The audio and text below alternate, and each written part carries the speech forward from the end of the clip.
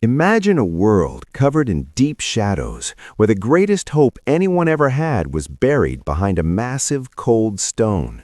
The air is heavy with sadness, and the story seems to be over.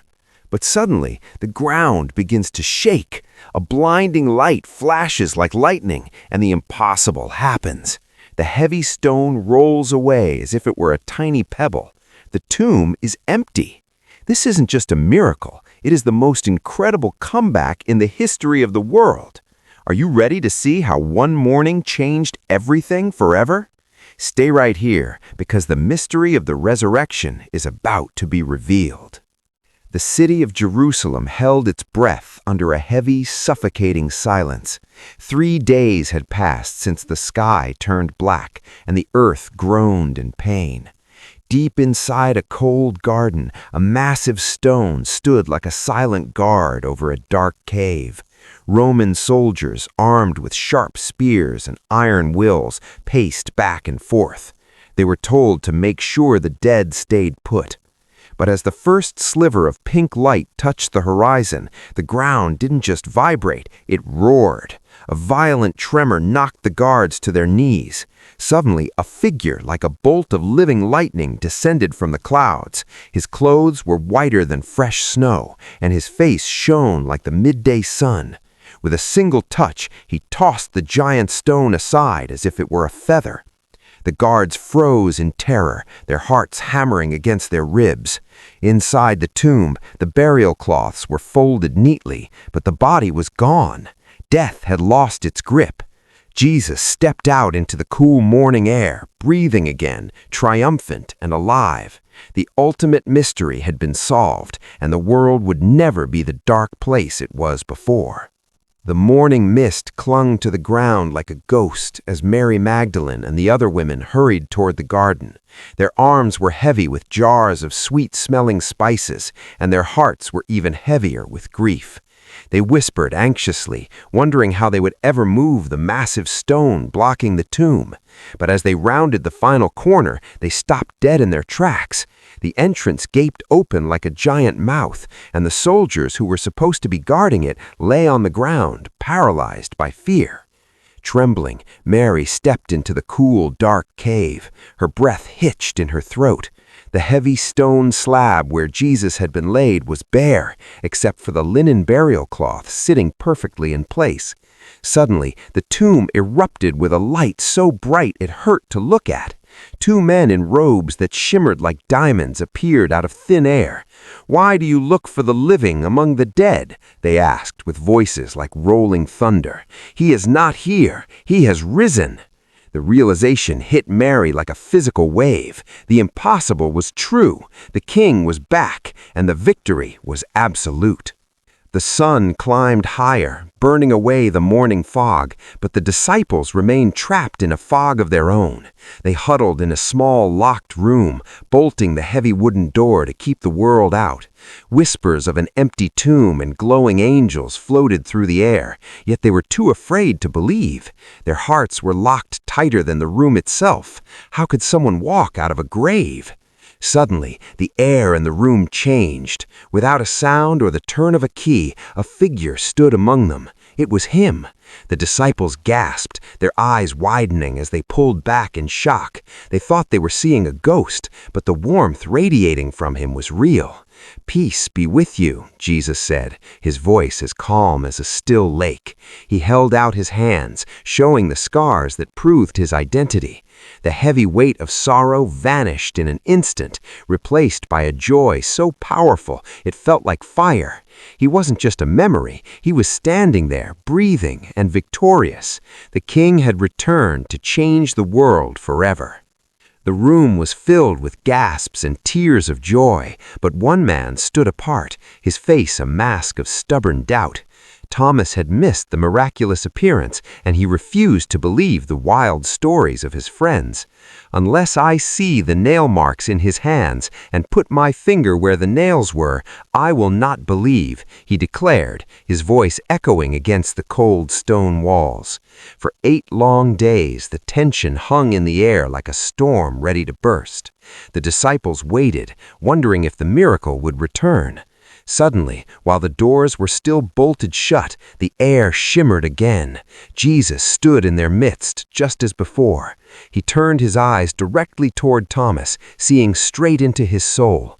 "Put your finger here. See my hands," Jesus said, softly, holding out his scarred palms.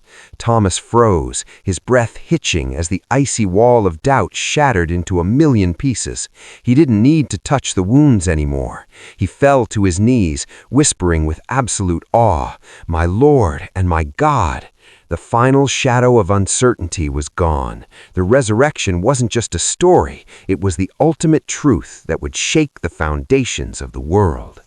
The final chapter of this incredible journey led the disciples to a quiet mountain in Galilee, just as Jesus had promised. The air was crisp, and the sun cast long golden shadows across the grass. As they gathered around him, the atmosphere felt charged with a power they had never felt before. They stood on the edge of a new world, realized that the grave was empty and the victory was complete. Jesus looked at each of them, his eyes filled with a love that could move mountains. "Go into all the world," he commanded, his voice ringing out like a silver trumpet. "Tell everyone what you have seen." Slowly, he began to rise into the air, lifted by an invisible heavenly force. A bright, glowing cloud reached down to receive him, and in a heartbeat, he disappeared from their sight. The disciples stood frozen, staring into the endless blue sky with wide, wonder-filled eyes. They weren't afraid anymore. The king had returned to his throne, but his spirit remained in their hearts. The story didn't end at the tomb. It was just beginning. They turned toward the horizon, ready to change the world. As the disciples stared at the empty sky, two figures in robes as bright as the sun suddenly appeared beside them. "Why do you stand here looking at the clouds?" the heavenly messengers asked, their voices vibrating with power. "This same Jesus will return in the exact same way you saw him go." The mystery wasn't over, it was just moving into a new phase. The men raced back to Jerusalem, their feet barely touching the dusty ground. They were no longer the frightened group hiding behind locked doors. They were now the keepers of the greatest secret in the universe. In the heart of the city, the air felt electric. People watched as the disciples walked with a new, unshakable confidence. They didn't just have a story, they had a mission that would outlast empires and cross every ocean. The resurrection had turned ordinary fishermen into world changers. As they gathered to pray, a sound like a rushing wind began to fill the house, signaling that the promised power was finally arriving. The tomb was empty. The king was in heaven, and a fire was about to be lit that would never be put out. The journey of a lifetime had just begun. The roar of the rushing wind filled the upper room, swirling around the disciples like a physical force. Suddenly, tongues of shimmering fire appeared over their heads, dancing in the air, but never burning them. They felt a surge of energy so intense it was like their hearts were being plugged into the sun. Every ounce of fear they once held was instantly vaporized. Peter, who had once trembled in the shadows, stood up with a face like flint. He marched out onto the balcony, looking down at the massive crowds gathered from every corner of the earth. The people below looked up in total shock. They heard the disciples speaking, but the words were in their own native languages. It was a miracle of sound and spirit that shattered every barrier. "Listen," Peter's voice boomed across the city square, stronger than any Roman trumpet. "The man you thought was gone forever is alive. Death could not hold him." Thousands of people stood frozen, their hearts racing as the truth hit them like a bolt of lightning. The resurrection wasn't just a private moment anymore. It was an explosion of hope that was now shaking the entire world. The message spread through the streets of Jerusalem like a wildfire that couldn't be tamed.